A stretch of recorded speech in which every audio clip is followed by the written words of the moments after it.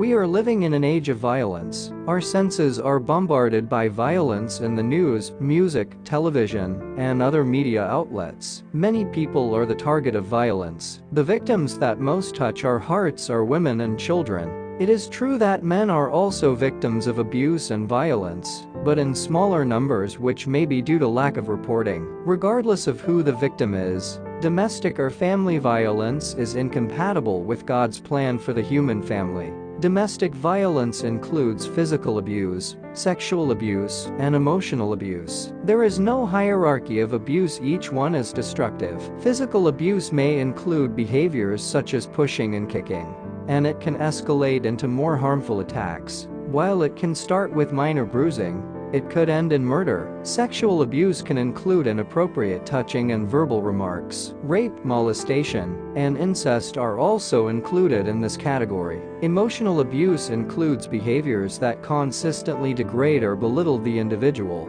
It can include verbal threats, episodes of rage, obscene language, demands for perfection, and invalidation of character and person. Extreme possessiveness, isolation, and depriving someone of economic resources are all psychologically and emotionally abusive. There is no real profile of abusers or victims. Both may come from all age groups, ethnic groups, socioeconomic classes, professions, and religious or non-religious communities. Abuse and violence may take several forms. In the case of the elderly and children, it may also include severe neglect.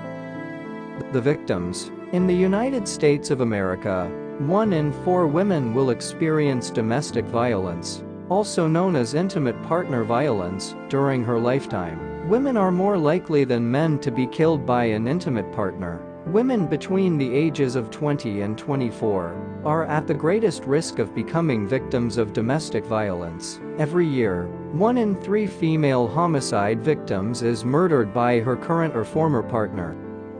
The consequences. Survivors of domestic violence face high rates of depression, sleep disturbances, and other emotional distress. Domestic violence contributes to poor health for many survivors. Without help, girls who witness domestic violence are more vulnerable to abuse as teens and adults. Without help, boys who witness domestic violence are far more likely to become abusers of their partners and/or children as adults, thus continuing the cycle of violence in the next generation. Most incidents of domestic violence are never reported. In domestic violence, there is always a misuse of power. Domestic violence is characterized by fear, control, and harm. One person in the relationship uses coercion or force to control the other person or other family members. The abuse can be physical, sexual, or emotional. There are several reasons why abusers or batterers may choose to abuse their power.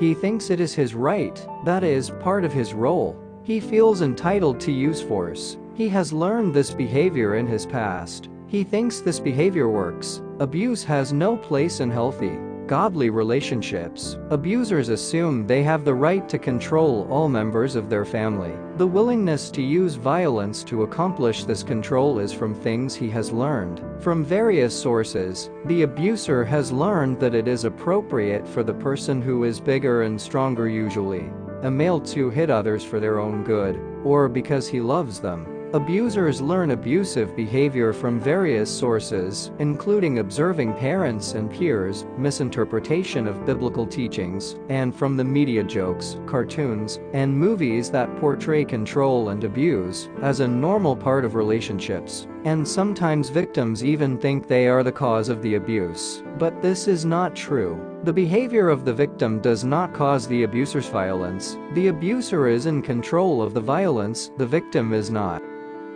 God's guidance. These facts are not pleasant and remind us of the brokenness of the world we live in. The good news and hope for today's families are that God has not left us alone. The Bible presents the true picture of how human relationships should look. Human beings are created by a loving and relational God, who created us to be in a relationship with Him first, and then with others. Because we are created in His image, Genesis 1:27. All of our relationships should be a reflection of Him and His love. Of course, unlike God, we are not perfect, and because of these imperfections, we will struggle in our relationships. Therefore, we must seek God's guidance for grace and strength to be more loving, kind, and patient, and to exercise self-control in all of our relationships.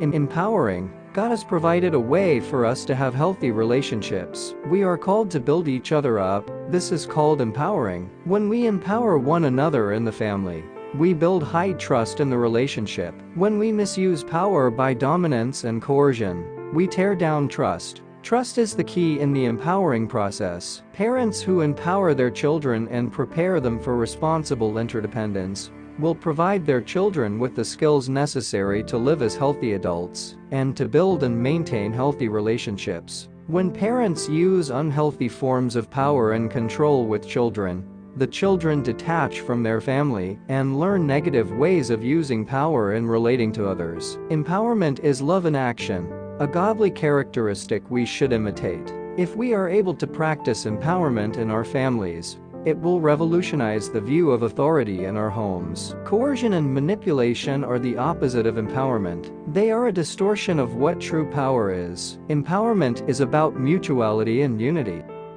Love and grace. God's love and grace give us the power to empower others. When mutual empowerment occurs among family members, each will grow exponentially in humility and love. Truly, family members will begin to grow more into the likeness of Christ, and His power is promised to us as we seek to have healthy relationships. Many today find themselves outside of this model of healthy family relationships. In homes where abuse has infiltrated, we encourage you starting today to strive toward making your home and relationships abuse-free. We beg you to recognize the abuse and to seek counsel and professional help as soon as possible to begin the healing process. This step will bring greater hope to your family today.